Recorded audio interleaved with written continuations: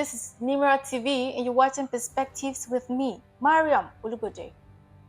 Nigeria, Africa's biggest economy, is now its third largest debtor.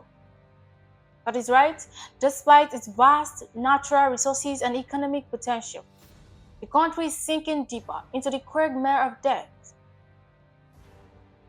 The latest figures from the African Export-Import Bank, Bank, reveal a troubling reality. Nigeria holds 8% of the continent's total external debt. That means for every $100 Africa owes, Nigeria alone is responsible for $8. The numbers are even more alarming on the global stage. Nigeria is now the third largest debtor to the World Bank's International Development Association, IDA, with a staggering $17.1 billion in debt exposure as of September 2024. The question is, how did we get here? And what does this mean for Nigeria's future? The Sahel region of Africa, once a vast stretch of land known for its rich cultural history, is now the deadliest terrorism hotspot on the planet. A region that spans countries like Mali, Burkina Faso, Niger, and Chad has now become a battlefield where extremist groups, ethnic militias, and national armies fight for control. The statistics are grim. The Sahel alone accounts for more terrorism-related deaths than the rest of the world combined. It was supposed to be a high-level diplomatic meeting. Instead, it turned into one of the most tense moments in US-Ukraine relations. Ukrainian President Volodymyr Zelensky walked into the Oval Office, expecting a discussion on the military aid. What he got was a cold reality check. The meeting with Donald Trump was heated, blunt, and as Zelensky himself put it, regrettable. Days later, in a surprising shift, the Ukrainian leader is now signaling readiness for peace talks with Russia. Is this a diplomatic breakthrough, or is Ukraine running out of options? Well, this is more coming. But first, the news headlines.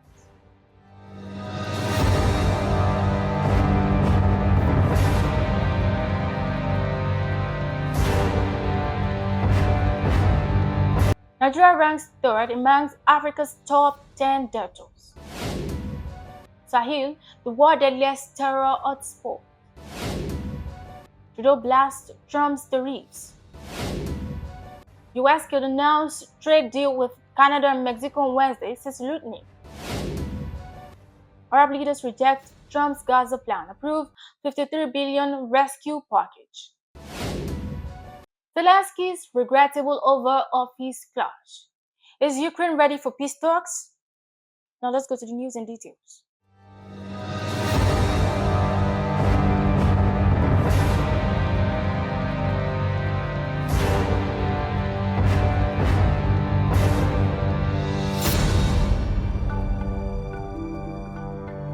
Nigeria ranks third among Africa's top 10 debtors.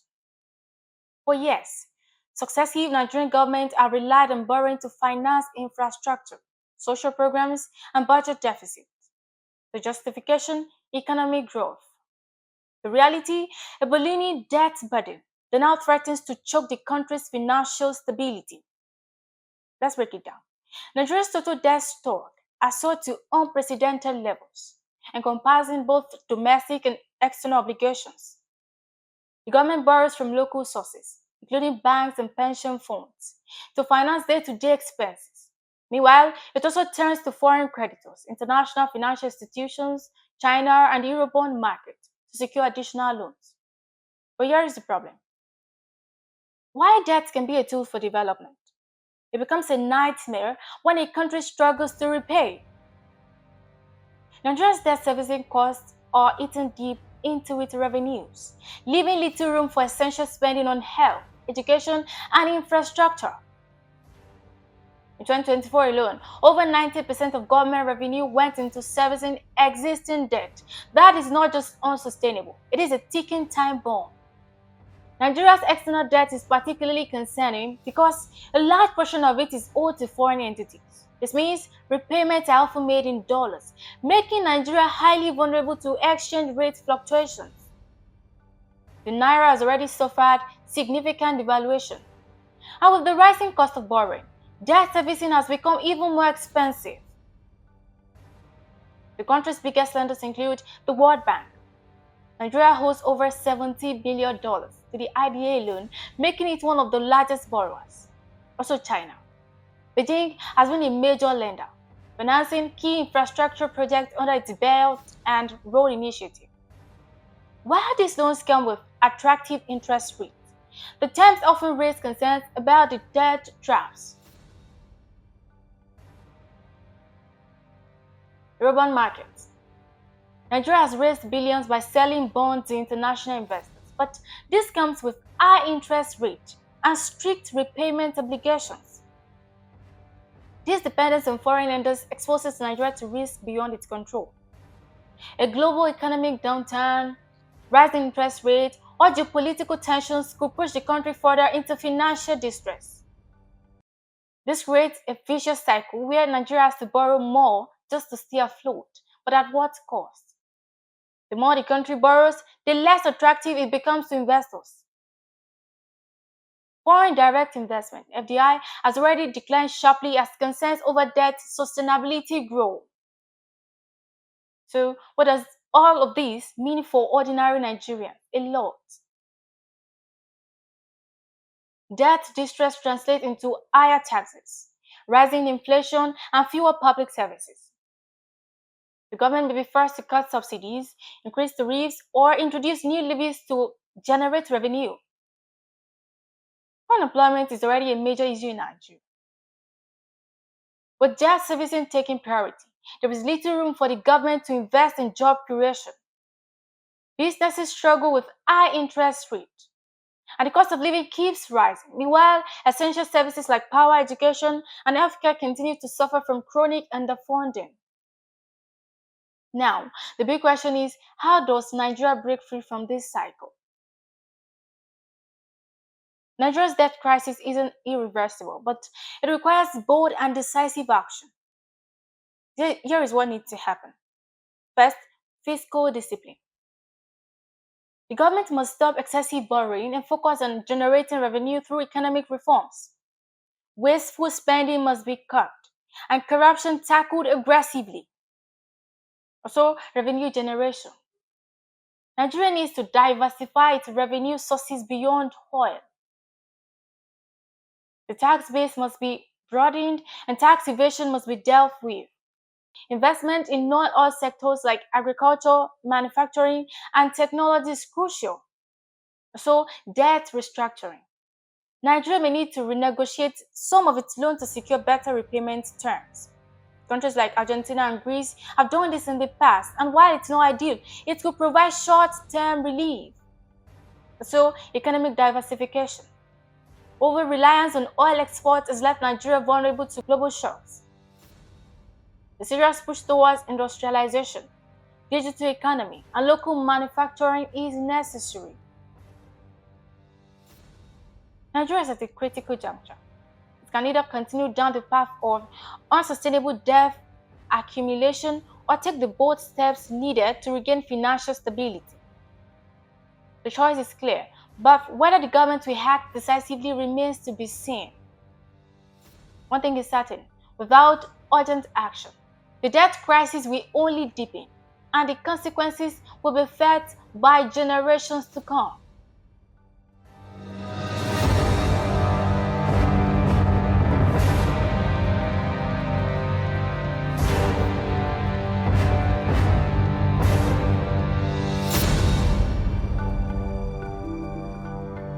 Moving on to Sahel, the world's deadliest terror hotspot.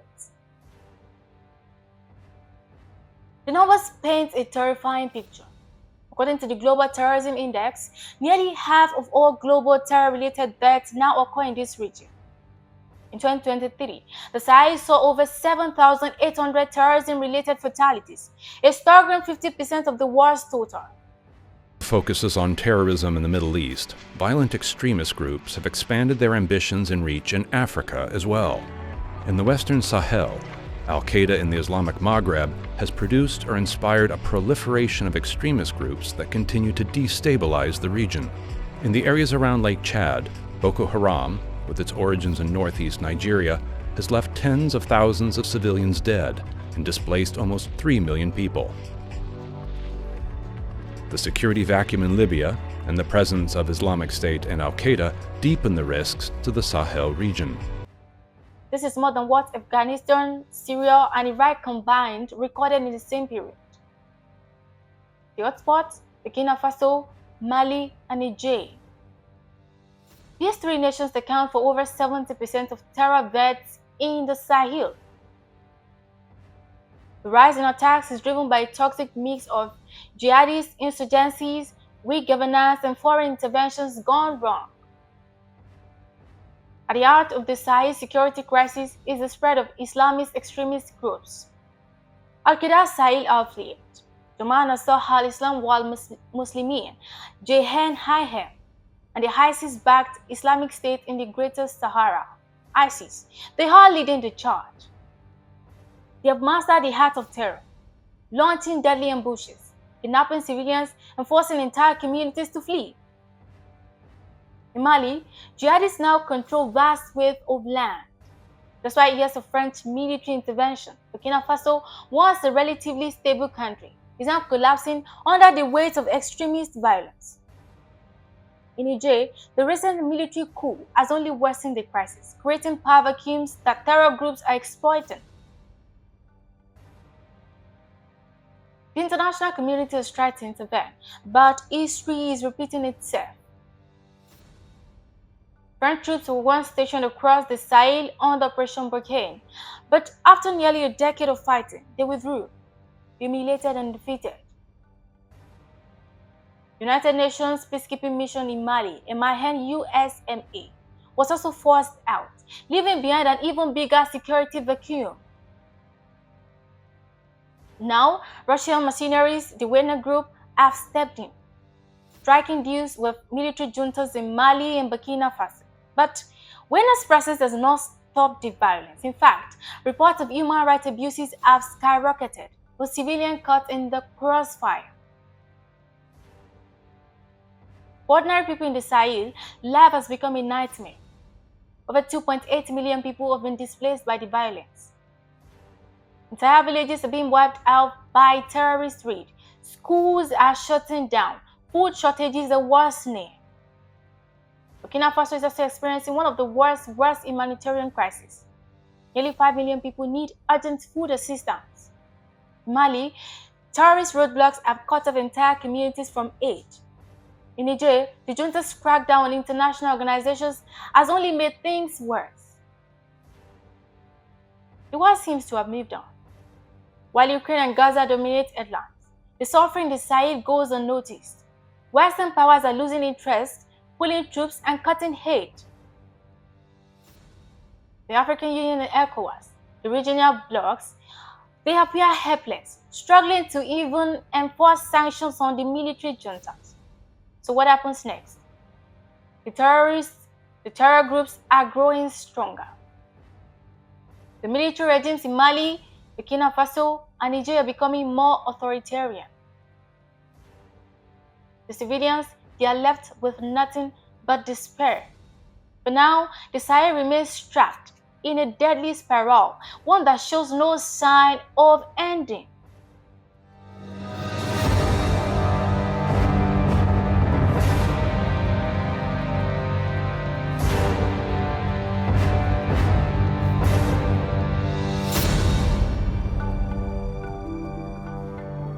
Trudeau blasts Trump's theories.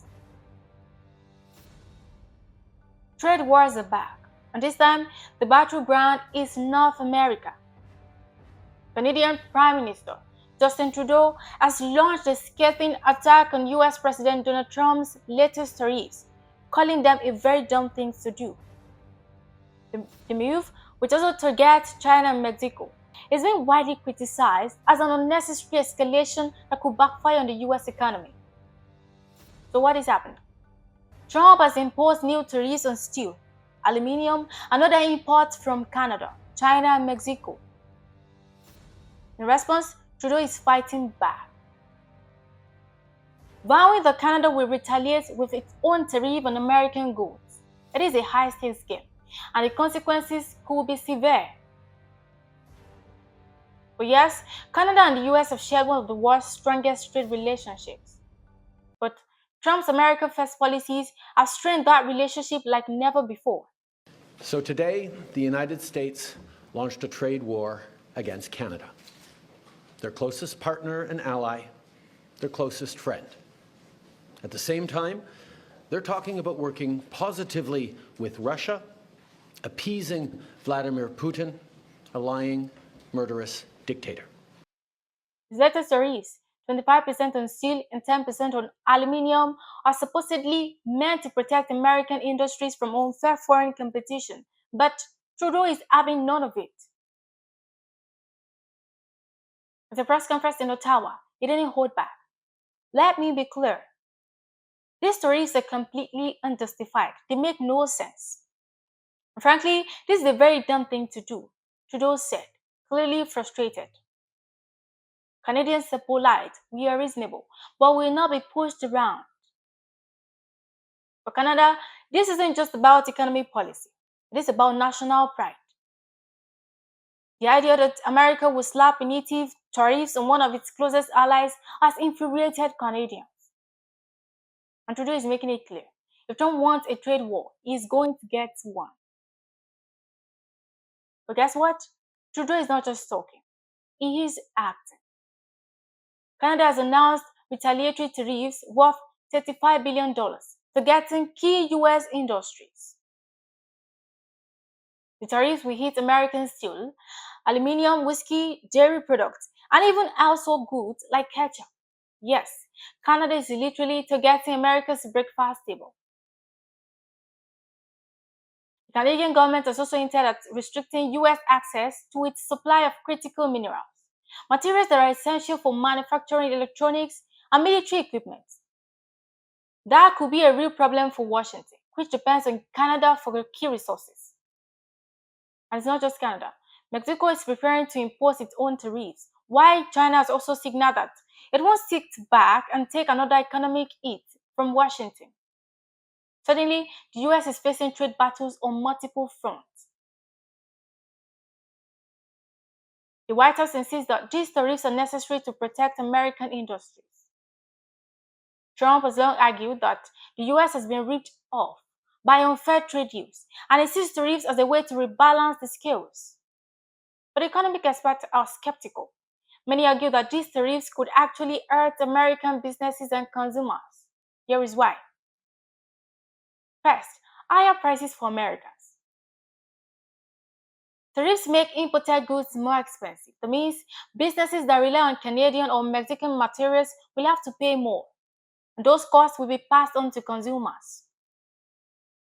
Second is job losses in the US. While tariffs might protect a few steel workers, they could cost jobs in industries that depend on imported materials. For example, car manufacturers and construction companies could see higher costs, leading to layoffs. Also, strained alliances. Picking a trade fight with China is one thing. Picking one with Canada and Mexico, America's biggest trade partner, is something else entirely. The tariffs could weaken relations at a time when the US need allies. So is this really a smart move? Trudeau doesn't think so, and neither do many American business leaders. The problem with tariffs is that they rarely stay one-sided. Once one country imposes them, others retaliate. That's exactly what is happening now. Canada's response is just the beginning. Mexico is preparing its own countermeasures. And China, already locked in a trade war with the US, is watching closely. If Washington keeps escalating, Beijing could impose new restrictions on American goods, eating everything from technology to agriculture. Meanwhile, the European Union has also expressed concern. Some EU leaders warn that Trump's trade policies could destabilize global markets and hurt economic growth. The financial markets are already reacting. stocks have dropped as investors worry about the impact of a prolonged trade war. And if tensions continue to rise, the global economy could take a serious hit. So what happens next? Trudeau has made it clear, Canada will not back down. The tariffs are coming and they will hurt American industries, just as much as they hurt Canadian ones. The big question is whether Trump will consider his approach, but let's be honest. Trump rarely backs down from a fight. If anything, he might double down. The White House has already hinted at even more tariffs if countries retaliate. So, what does this mean for the average person? If you're in Canada, get ready for higher prices on some American products. If you're in the US, expect to pay more for goods that rely on Canadian materials. And if you're in Mexico, well, the government is likely preparing its own response. This isn't just about economics. It is about political power, national pride, and the future of international trade. One thing is clear, this battle is far from over. And if cooler heads don't prevail, we could be heading for an all-out trade war. The stakes high, consequences unpredictable. But one thing is certain, Trudeau isn't afraid to stand up to Trump, and this fight is just getting started.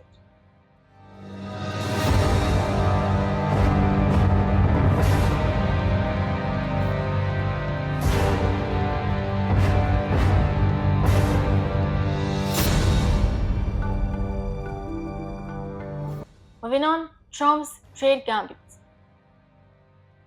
The deal with Canada and Mexico are just more tariff tactics. First, the Trump administration hit Canada and Mexico with 25% tariffs, sending shockwaves through North America's trade system. Now, Washington is hinting at a possible deal, a move that could either cool tensions or set the stage for an even bigger showdown. Canadian Prime Minister are talking today. Our Vice President is set to visit the southern border. Commerce Secretary Howard Lutnick says the deals probably won't mean pausing that 25% tariff on Mexican and Canadian goods. And some businesses say they'll have to raise the prices due to those tariffs and now 20% duty on Chinese imports. Mexico's president says she plans to announce retaliatory measures by Sunday. Canada is imposing that 25% tariff on some U.S. goods right now, with plans to include even more later.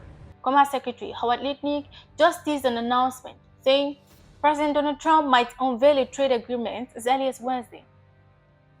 But don't mistake this for diplomacy. This is Trump's signature playbook. Apply pressure, then negotiate. Let's be clear, this isn't about balancing trade deficits or protecting American jobs. The tariffs are a political weapon. And the message to Canada and Mexico is simple. Give in to U.S. demands or brace for more economic pain. The U.S. wants more from its neighbors, especially when it comes to immigration enforcement and drug trafficking controls. Trump has long accused Mexico of not doing enough to stop the flow of fentanyl into the U.S. and is now lumping Canada into the mix as well. The White House also wants leverage ahead of the 2025 trade negotiations, and tariffs are the perfect tool to keep both nations on edge. But here is the problem. Canada and Mexico aren't giving in. Let's start with Canada. If Trump thought Prime Minister Justin Trudeau would roll over, he thought wrong. Trudeau didn't just got the tariffs very down. He hit back with its own 25% counter tariffs on $20 billion worth of U.S. goods. Mexico even stronger resistance. President Claudia Sheinbaum made it clear. Our country won't be bullied into a deal. Mexico is preparing its own retaliatory tariffs, targeting key American exports that will hurt U.S. industries where it matters most. The message from both nations: Washington doesn't get to dictate the rules. So who is really paying the price? For all the political posturing, it is not Trump, Trudeau, or Sheinbaum who will feel the pain of these tariffs. It is everyday people and businesses. For U.S. farmers, this is a disaster in the making. The US exported $83 billion in agricultural goods to Canada, Mexico, and China last year. Those exports are now at risk. Many fear this could be a repeat of the 2018 trade war, which left farmers struggling with billions in losses. For American manufacturers, the supply chain is taking a hit. The longer these tariffs last, the more expensive raw materials become, raising costs for US businesses and consumers alike. For Wall Street, the panic is real. The Dow Jones plunged 670 points. The S&P 500 took a hit, and investors are bracing for more instability if this turns into a prolonged trade war. So will there be a deal? Whitney's comments suggest something is brewing behind closed doors, but what kind of deal would Canada and Mexico accept? And more importantly, will it last? The Trump administration has a history of last-minute trade agreements that are more about political victories than long-term solutions. If a deal is coming, expect it to be heavily tilted in the US' favor, or risk falling apart just as quickly as it started. For now, North America is watching and waiting. The tariffs are in place, the negotiations are tense, and the stakes couldn't be higher. One thing is certain, this trade battle is far from over.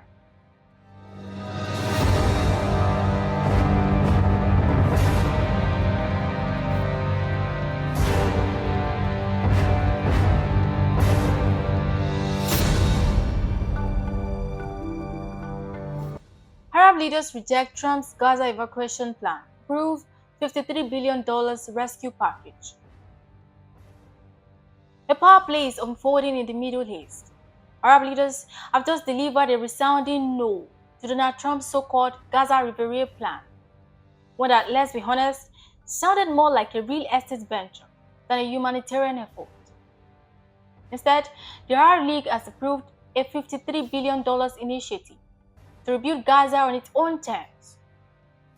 The message: Palestinians will not be forced out. This is a direct clash of visions. Trump's idea: depopulate Gaza, relocate its 2.1 million residents elsewhere, and turn the Strip into a tourist paradise. The Arab world's response: fund a massive reconstruction project that ensures Gazans can stay on their land. At the heart of this counteroffer is Egypt, a country that knows Gaza's struggles better than most. Cairo's plan is not just about rebuilding, it is about sovereignty. It includes massive infrastructure revival. U.S. to take over the Palestinian enclave. The plan, which will cost $53 billion, was approved at an emergency summit in Cairo. Egypt's President Abdul Fattah al-Sisi said this blueprint is also a path towards the two-state solution, which calls for a Palestinian state alongside Israel. The Arab League again reiterated they reject any displacement of Palestinians from their land. Over 50 million tons of war debris will be cleared. Roads, schools, and hospitals will be rebuilt. Solar energy projects will be replaced in Gaza's unreliable power grid place. Economic independence. Industrial zones will be set whole. Agriculture will be revived, and trade will be reopened. So, Gaza doesn't remain an economic hostage to Israel's blockade. So, ports and airports. A new commercial port and an airport will connect Gaza to the world, bypassing the chokehold Israel has on its movement. So, a new government. Here is the big one. Hamas is being asked to step aside. Instead of the militant group, a neutral team of Palestinian technocrats will govern, paving the way for the Palestinian Authority to return. This isn't just an economic package. It is a statement, a rejection of Trump's radical proposal and an attempt to reclaim Palestinian self-determination. Not surprisingly, the responses have been split down predictable lines. Hamas has welcomed the investment, but rejected any plan that sidelines it. Will he step down for a technocratic government? Not likely. But Egypt and its backers are pushing hard. Israel has dismissed the plan, calling the PA's return to Gaza a fantasy.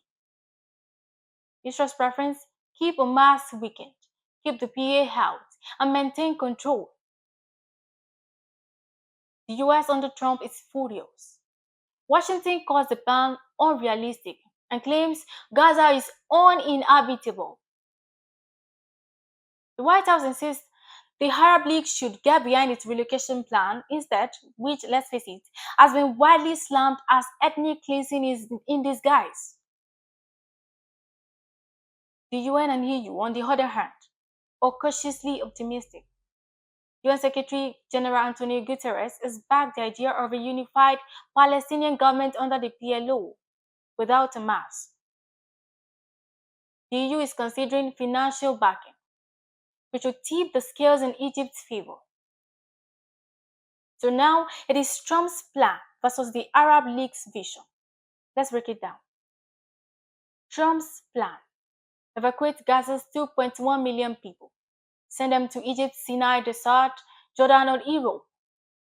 Bulldoze what is left, replace it with luxury hotels and beaches, because apparently that's the best use of Palestinian land. The Arab League's plan: rebuild Gaza for Gazans, provide homes, jobs, and security without forced displacement. Ensure economic independence and governance by Palestinians, not Hamas, not Israel. So the difference, what are the differences? One plan erases Palestine from the map, the other rebuilds it. So we have a big question. Will this work? The $53 billion proposal is ambitious. That's the backing of Egypt, Saudi Arabia, and the UAE. But there are roadblocks. The first is, will Hamas give up control? The group holds power in Gaza, and unless it is forced or incentivized to leave, any transition will be messy. Another is, will the PA step in? Mahmoud Abbas supports the plan, but the PA's credibility is weak. It hasn't governed Gaza since 2007, and many Palestinians distrust it. So, will Israel let this happen? So far, Israel sees any Palestinian reconstruction plan as a threat to its security strategy, one that involves keeping Gaza weak and dependent. But make no mistake, this is a turning point. The Arab world is making it clear that Gaza belongs to its people. Trump's vision of a depopulated Gaza Riviera is facing its strongest rejection yet. And if this $53 billion plan moves forward, it won't just be a win for Gaza, not just an ordinary win. It will be a challenge to every forced displacement agenda in modern history. So stay tuned. This battle is just getting started.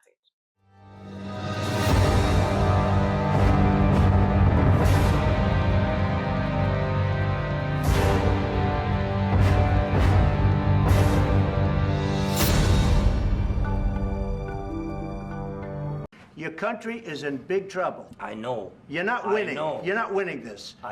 You have a damn good chance of coming out okay because of us. Mr. President, we are staying in our country, staying strong from the very beginning of the war. We've been alone. Zelensky's regrettable Oval Office clash. Is Ukraine ready for peace talks? Let's set the scene. Your country is in big trouble. I know. You're not winning. I know. You're not winning this. You have a damn good chance of coming out okay because of us. Mr. President, we are staying in our country, staying strong from the very beginning of the war. We've been alone, and we are thankful. I said thanks you haven't in been this alone. cabinet, You and haven't not been only alone. in this cabinet. We gave you, through I this said thank stupid you. president, $350 billion. You voted we gave for you your military president. equipment, You and you voted men for are your brave, president. but they had to use our military. What about West if Africa? you didn't have You our invited military me- equipment, You invited if me you to didn't speak. have our military equipment, this war would have been over in 2 weeks. In 3 okay? days, I heard it from Putin. In 3 days. This is something Maybe new. less. In 2 weeks, of course he has. It's going to be a very hard thing to do business like this. Zelensky arrives in Washington, hoping to secure more U.S. military aid. Ukraine's war effort has been stretched thin, obviously, and continued American support is critical. But President Trump isn't interested in business as usual. Reports suggest he was direct, even confrontational, questioning why the US should continue pouring billions into Ukraine while talks of peace remain off the table. Zelensky, caught off guard, reportedly pushed back. That is when Trump cut the meeting short. With the fallout, Zelensky left empty-handed. No new aid, no clear commitment, just a stark warning. The Ukraine needs to start thinking about a negotiated settlement. In quote, peace talks. Hours later, the Ukrainian president called the encounter regrettable. So here is where things get interesting. Just days after this diplomatic debacle, Zelensky is now talking about peace. In a statement, he said, "None of us want an endless war. Ukraine is ready to come to the negotiating table to bring lasting peace closer." This is a dramatic shift. For the past 2 years, Kyiv has refused to even consider peace talks without Russian withdrawal. Now the tone has changed. Why? First, pressure from Washington. Trump made it clear Ukraine won't get a blank check anymore. If Kyiv wants continued US support, it may need to rethink its war strategy. Also, exhaustion on the battlefield. Ukraine's forces have been fighting a war of attrition. Manpower and ammunition shortages are real. Can Kyiv sustain this fight indefinitely? Also, public sentiment shifting. Both in Ukraine and the West, there are growing calls to seek alternatives to a never-ending conflict. But guess what? Zelensky isn't just talking peace. He is offering a deal. To mend ties with Washington, he's proposed a mineral rights agreement that would give US access to Ukraine's vast deposit of rare earth minerals. These minerals, critical for tech and defense industries, could be a major bargaining chip. But will it be enough to win over Trump? Analysts say the president is less interested in economic incentives and more focused on a clear roadmap for ending the war. Zelensky's pivot toward negotiation is sending shockwaves through Europe. The EU has been one of Ukraine's strongest backers, pledging billions in military aid. But if Washington starts pulling back, can Europe afford to fill the gap? Germany and France have already started discussing contingency plans, including a potential push for their own negotiations with Moscow. NATO's position is unclear. Some members want peace talks, while others fear that any settlement could embolden Russia. So what's next? Washington has yet to officially respond to Zelensky's peace overture. Trump's team has acknowledged receiving a letter from the Ukrainian leader, but has not committed or tried to show any form of action. So is this the beginning of the end of the war? Or is Ukraine simply adjusting to a new political reality? What is clear is that the landscape is shifting. Ukraine is realizing that without unwavering Western support, the battlefield strategy may no longer be sustainable. Zelensky's next move will be critical. If serious peace talks emerge, this could be the biggest turning point in the conflict since Russia's invasion. Negotiations stall, Ukraine will find itself fighting a war with fewer and fewer allies. But for now, all eyes are on Washington and on the next words that come out of the Oval Office. Now before I go, once again the news headlines.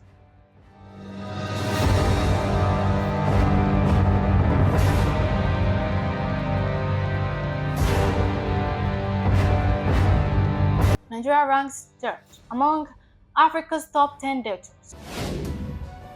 Sahel, the world's deadliest terror sport.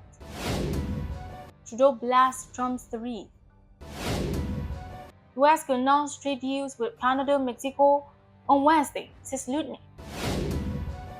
Arab leaders reject Trump's Gaza plan, approve $53 billion rescue package. Zelensky's regrettable Oval Office meeting. Is Ukraine ready for peace talks? Thanks for staying tuned. Once again, I'm MARYAM OLUGBODE.